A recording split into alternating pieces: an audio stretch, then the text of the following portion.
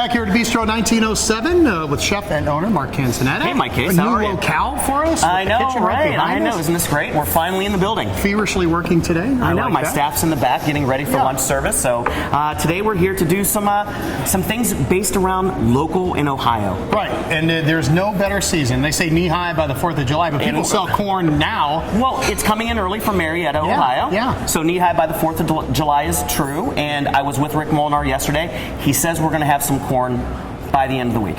That's awesome. And you have some corn for us today. Yeah, and we're a little different twist on it. We're a little different twist. We're going to make elote. Elote. Elote is Mexican street corn. There you go. So we're going to have some Mexican street corn. So you get this beautiful corn. And again, this is coming in from Columbiana right now. But it's still beautiful, fantastic, sweet corn, just like this. Okay. So we're going to take it and we're going to put it in some water and we're going to simmer it. You can do it two ways, simmered or grilled. So hey, can I ask you a question about corn before you do that? You know how you see it at the store, and you're not sure what's in it. Right. I mean, you're not sure if it's a good piece or a bad piece or what. It's like a box of chocolates. Yeah, so how do you know? Are you allowed to just peel it back? You are allowed to peel it back. I think some of the local grocers now have gotten to the point where people don't want all the silk in their kitchen. Right. So you're allowed to peel it actually at the store and take it home. Oh, that's way better. That's and the pretty corn cool. is kind of speckled with the white ones. This is the bread and butter corn. Yeah. Okay, that's the sweet kind. It's very, very, very, very, Excuse very good. my interruption. So we're going to take this. We're going to season the water a little bit. So you always want to season the water. We're going to put a little bit of salt in there because, you know, you want to put a little bit of flavor into the corn. Okay. Pre-season it. We're going to take it and we're going to put it in here in this boiling water. And we're just going to cover it for a little bit and we're going to let that get happy. Now, there's a lot of ways to cook it, right? Corn is just like anything. Some people say boil it, then stop the boil, then put the corn in, then shut it. They do. You know, you can actually take corn and just put it on an open fire real quick on your gas stove and toast it real quick if you like it a little crunchier. Okay. So anyways, so after that is done cooking, about 5 to 10 minutes, or on the grill about 5 to 6 minutes on the grill.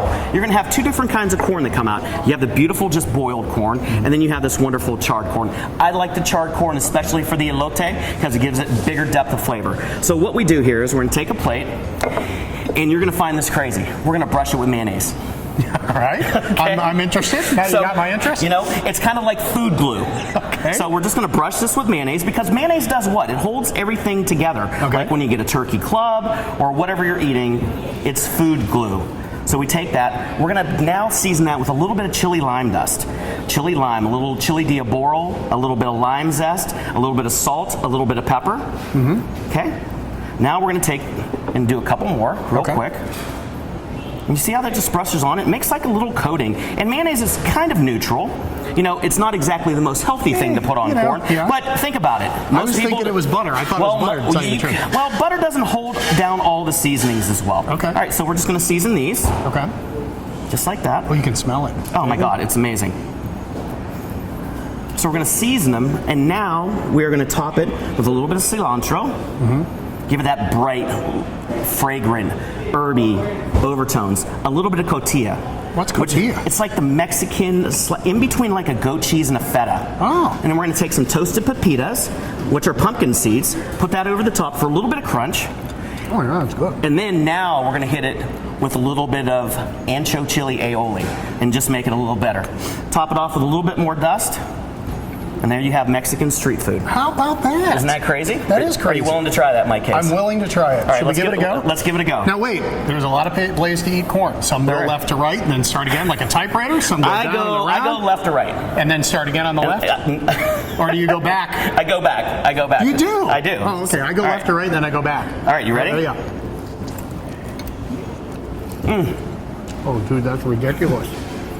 Is that not insane? Way better than regular corn. It's totally insane. So did I totally take you shock and awe? That blew me away. All right, man. Mexican street corn. Molnar Farm's going to be serving the best corn in the valley very soon. All right, we'll take a break, wipe off, and then we'll come back and make a drink. Sounds good. Okay. When we last left you, we were looking at the Mexican street corn, or elote. Elote, man. Yeah, and now we're going to make a drink. We're going to make a drink. We're going to make my dad's margarita. Okay. Pop's Margarita. Pop's it's one Margarita. of our classics here at Bistro 1907. So I'm going to guess it has a bit of an Italian slant to it. A bit of an Italian slant. Are there peppers in the margarita? No, that would be good, though. My dad wouldn't like that, but he would like it a little bit. So we're going to make our own sour mix, and that's one of the key components. Sour mix is like citrusy and sweet. It gets your palate all excited. Okay, so we're going to take orange juice. Okay. You know, for a couple guys that used to work at Chi-Chi's, this This is perfect. very exciting. Well, I think we just opened up a jug back then. We're going to take lime juice. They had the triple sec and everything ready to go. We're going to take some lemon juice, and then we're going to take simple syrup. Water, sugar, bring to a boil, equal parts. And that's going to be our this is going to be our sour mix. We're going to give it a little shake. Okay. And now we're going to begin to craft Pop's Margarita. So we're going to take some Di Serrano. Nice little generous. That's the Italian part. What's that taste like? Is it sweet? It's sweet. It's made from almond pits, actually. Okay. Yes, and we're going to take some Cointreau. Now we're going to take that beautiful sour mix. Now we're going to give it a shake because you want it to be nice and frothy. Remember the frothy margaritas? Oh, yeah. Yeah. So I like to do 30 shakes. You're not going to do salt on the rim.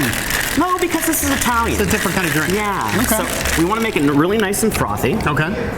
And we're going to strain that over. Well, we're just going to pour it over. Let's pour it in. We're going to pour it over. Biggest mistake people make when they do drinks or margaritas. Do they make them too strong or too weak? Well, too strong is not a bad thing some days. Okay, we're going to garnish that with a great Luxardo cherry and orange. And we're going to have Pop's Margarita. Oh. And I think this would go very, very well with the corn. I think so too. We going to toast Pops? We're going to toast Pops. Here's to you, Pop. Pops. He would love that. Oh my God. I love that. Isn't that great? That's wonderful. It doesn't taste like a margarita. I know. It tastes like an orange. It's because it's Pop's Margarita. Orange whip. Okay. Hey, all this stuff on the seasonal menu at Bistro 1907. Absolutely. Right? Thank you, Mark. Thank you, Mike. All right. See you soon, brother. See you next time.